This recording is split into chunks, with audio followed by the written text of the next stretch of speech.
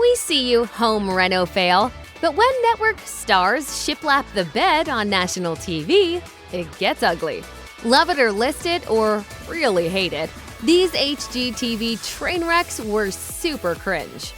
Back in 2018, Las Vegas newlyweds Mindy and Peng gave up going on a honeymoon in order to finance a renovation on their house. And they were thrilled when they were tapped for an episode of Property Brothers. The Kings later told KTNV Las Vegas that they gave over $193,000 to Cineflix, the production company behind the show, for their renovation. Everything will be, perfect HGTV quality. But the Kings found a hallway door that wouldn't open easily and grout around their stove. They also discovered faulty electrical work and an improperly installed dishwasher that allowed contaminated water to back up into the appliance. In the end, they listed 90 items in their complaint to the Nevada State Contractors Board, but the board only acknowledged 10 problems with the repair cost estimated to be just over $90,000. The board later closed the couple's complaint, claiming they denied contractors access to their home for the fixes. Deena Murphy and Timothy Sullivan went all in for their turn on Love It or List It, handing over $140,000 to Big Coat TV, the production company behind the show. We took out a substantial loan for this and put in some of our own money. But after the show, Murphy and Sullivan found chipped concrete, damaged floorboards, and poor carpeting. They also alleged that cheap materials were used, and some of their windows had also been painted shut. The couple eventually sued Big Coat TV, accusing the company of also misusing funds after it was revealed that contractor Aaron Fitz Construction only received $85,000 of what Sullivan and Murphy paid. They also accused the production company of hiring subcontractors and acting as an unlicensed general contractor, according to the suit. The couple later agreed to settle the lawsuit out of court, and the terms of the settlement were never disclosed. The parties also filed a motion to dismiss the suit. The moment Cenate and Wendy Pruitt landed on Curb Appeal the block, a camera crew flew in, along with a team of pros who made it look like they were working on the house while the cameras were rolling. But in reality, the renovation job was handled by local contractors, and while it's unclear how long it took them to finish work on the Pruitt's home, the end result has been too costly for the couple to maintain.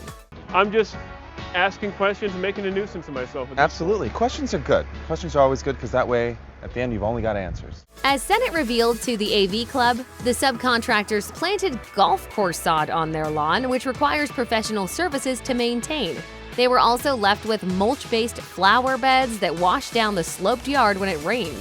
That also required professional assistance, which cost them $1,200 to $1,500 a year. Meanwhile, the team also built a retaining wall by the basement entry, which eventually caused flooding. During their time on HGTV, Chip and Joanna Gaines' Fixer Upper was one of the channel's biggest hits, and Ken and Kelly Downs were convinced that the Gaineses could help them find their dream home. In the end, the couple decided to renovate the affectionately named Three Little Pigs house. I love it. It's gorgeous. It's fantastic. It's exactly what I was envisioning. But after they finally moved into their supposed dream home, Ken and Kelly quickly realized that the house was anything but idyllic. For starters, they were the target of intimidation and harassment after residents in the area became fearful that the fixer-upper house would drive tax rates up. There was also a lot of neighborhood activity that they weren't made aware of from the start. Kelly told the Waco Tribune-Herald, "It's like the Wild West here. There's been a lot of commotion coming from the bars and the store across the street. We've lived here a year and a half and we feel deceived by the city of Waco and Magnolia Realty." In 2017, a car crashed into the couple's home one Saturday morning. Since then, it appears that the family has moved out of the home and listed their house on Airbnb. Technically, Anna and James Morrissey never appeared on Windy City Rehab. That's because the couple didn't want to be filmed, so the show hired actors to portray them. And while the fictional Morrisseys looked delighted with everything on screen, the real-life Morrisseys were not. According to the Chicago Sun-Times, the lawsuit that the couple filed against the show revealed that the shower on the upper floor leaked water into the kitchen ceiling just one day after they closed on the home. They also discovered a leak in their roof, and both their front door and some of the windows were not installed properly. The Morrisseys initially demanded a reversal of the home sale, but eventually settled with the show. And they paid for it, and they deserved it. Now they're living through a nightmare. Windy City Rehab was soon hit with more controversy when the Chicago Department of Buildings issued hosts Alice and Victoria and Donovan Eckhart a stop work order. They were informed that they could no longer file applications for a new permit following several alleged violations.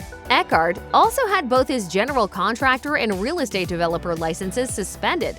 In 2020, he exited the show, accusing the companies behind Windy City Rehab of portraying him in a bad light. Eckhart sued for defamation, but his case was dismissed. When Deena and Tyler Craddock were tapped for Fixer to Fabulous, they had no idea how bad their home renovation was until it was too late. At first, it seemed like this house project was going in the right direction. In a blog that Jenny wrote, she even explained that the goal was to transform the home from dreary to bright and cheerful. But from the moment she first drove up to the home, host Jenny Mars already had some issues. She wrote, "I was overwhelmed by the sheer size of the place, as well as the foreboding and uninviting penitentiary elements on the exterior." She and her co-host hubby, Dave Mars, switched the iron gates outside for new wrought iron balconies. And in the kitchen, the team moved a wall to make the space feel more open. But those aesthetically pleasing changes also made the house unsafe to live in. I think it just turned out great.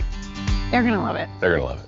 In the lawsuit filed by the Caddocks against the Marses, it was alleged that the removal of the original iron balconies made the new balconies structurally unsound. Meanwhile, changes made in the kitchen resulted in faulty electrical work. The Caddocks asked for $75,000 in compensation.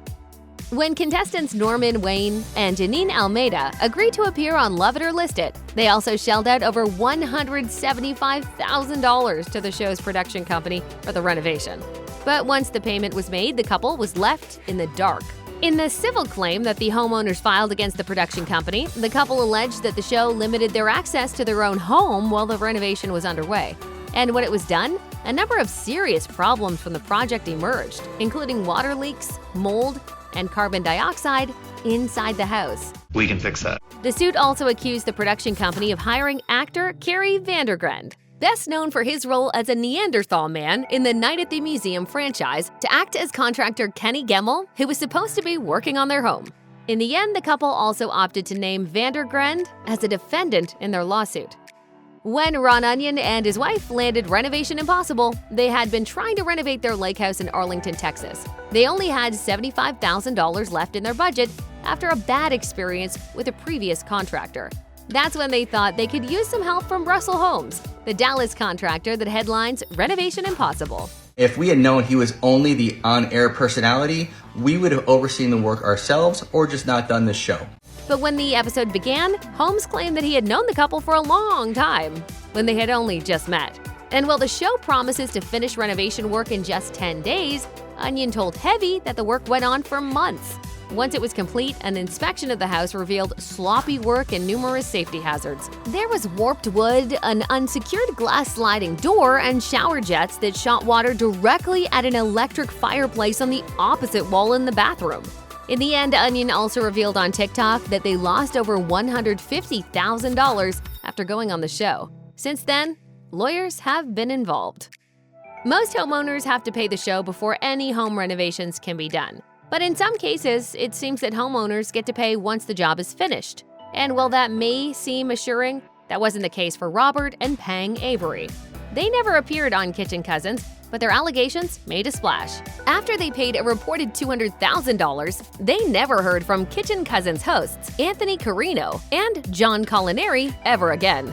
The HGTV stars and their company, Brunelleschi Construction, also left the Averys' home with some serious issues. According to court documents, the two hosts and their construction company lied about obtaining permission for the renovation and having the project properly inspected. They failed to do either of these. There is also evidence to suggest that Culinary and Carino lied about the status of the renovation to the Averys. An arbitration ruling granted the Averys $857,894 in compensation. Soon after, both Culinary and Carino filed for bankruptcy.